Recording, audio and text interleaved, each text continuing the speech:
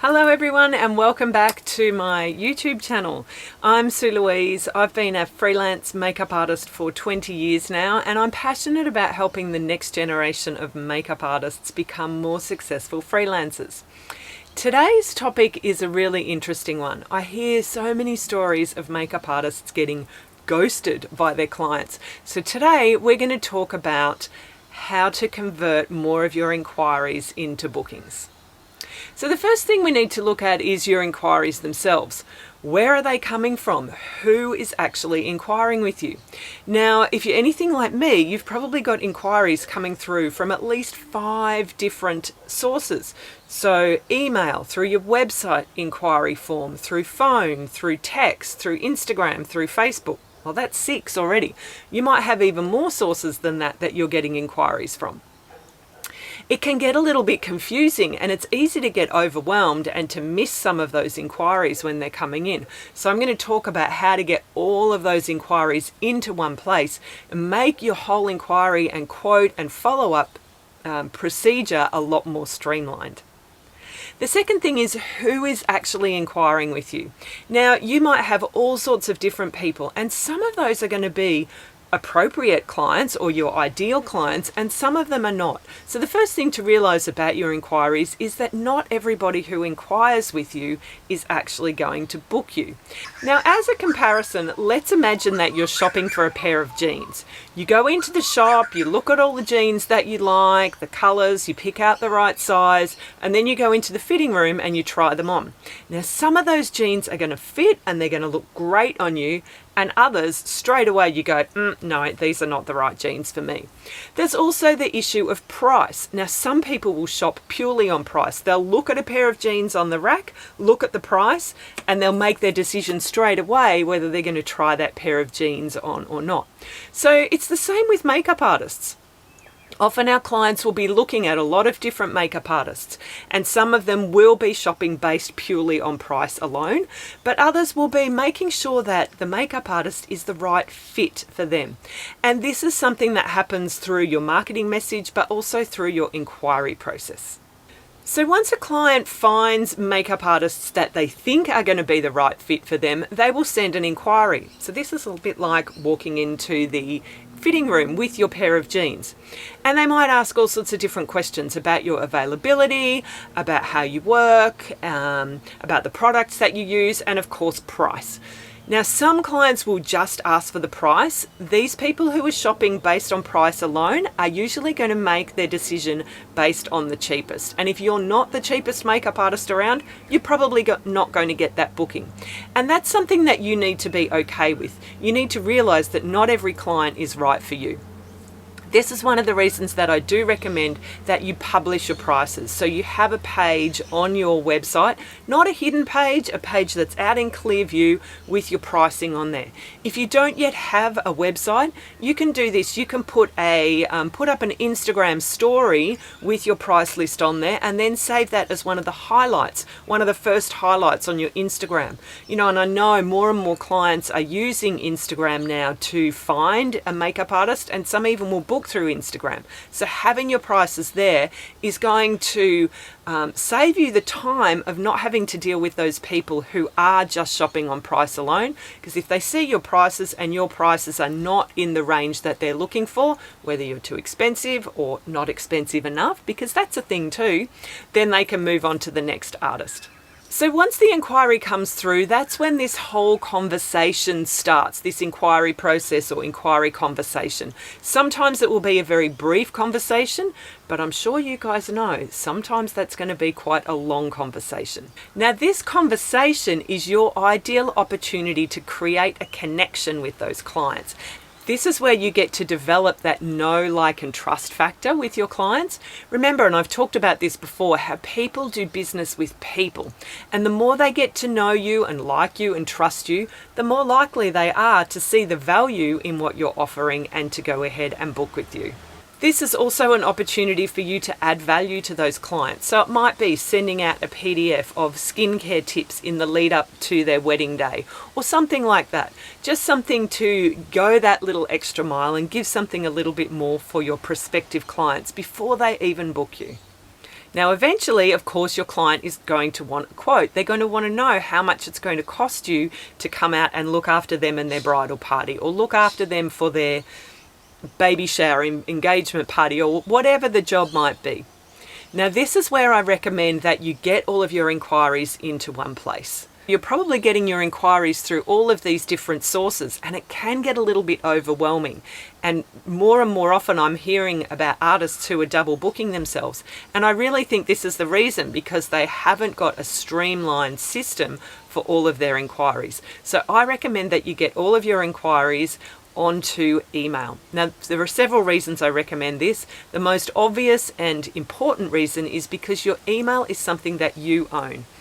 If your Instagram or your Facebook gets hacked or gets put down for whatever reason, you're not going to lose all of those inquiries and all of those conversations. And we've all heard stories about makeup artists who've had their Instagram accounts hacked, and it might only take a couple of days to get it back, but I do know some artists that have never got their account back. And so all that information can be lost. So it's much better to have everything on email. Obviously, having everything on email means you've got everything in writing. And if ever there's any dispute, oh, you said it was this much, or you said this was included, you've always got it in writing to go back to. So even if I do field an inquiry on the telephone, which honestly I don't do that often anymore, back in the day a lot of inquiries would come through the phone, but even if I do get an inquiry over the phone or over text, I will always send an email to just reconfirm everything that we have discussed. So what I will do if I do have an inquiry that comes through over DM or private message on Facebook or wherever, I'll start that conversation there. I like to make it easy for my clients to get in touch with me. So what happens when it comes time to quote, I ask the client for their email address and I send the quote via email. Along with that quote, I send them a copy of my terms and conditions and contract, just so that's all up front. I also make it very clear that in order to book, they need to pay me a non-refundable deposit, whether you call it a deposit, a booking fee, or a retainer. And I talked a bit about deposits recently. You can go up and check out that video if you want to know more about deposits. I let them know that that non-refundable deposit is required to hold their booking. It's a good idea also to let them know that you will hold the booking for a set amount of time, whether that's 7 days or 48 hours or whatever. Give them a chance to pay that deposit, but you're also setting the expectation that you are going to follow up if that deposit hasn't been paid. So what happens after you send that quote is the client is either going to accept it and pay the deposit, they're going to reject it straight away and say no thank you, they're going to ask for more information, or they're going to ghost you. So this is something that does happen quite often. I'm not sure why, but I think sometimes people just don't want to go to the trouble of emailing you back and saying thank you but no thank you, or they're a bit embarrassed or whatever, for whatever reason. And what I hear with a lot of artists is that often they don't know how to deal with these clients ghosting them. And that's where follow-up comes into play. Follow-up is such an important part of this whole process, this whole customer journey or sales journey. And it is one of the most neglected parts of this journey. But this is where the magic happens. The fortune is in the follow-up. I love that saying, and I so believe that it's true. And it's all about how you actually word that follow-up. Now, when you've made it clear in your quote that you will be following up by saying things like, I will hold your booking for 7 days until the deposit is paid, then you've actually got a legitimate reason to be following up. The key when you follow up is to not make it about yourself, but to make it about the client. So rather than saying, I need to know because my schedule is very busy and I've got inquiries coming through everywhere and you're going to miss out, that's making it very much focused on yourself. Honestly, your client couldn't give a rat's about your schedule. She's only concerned about her schedule.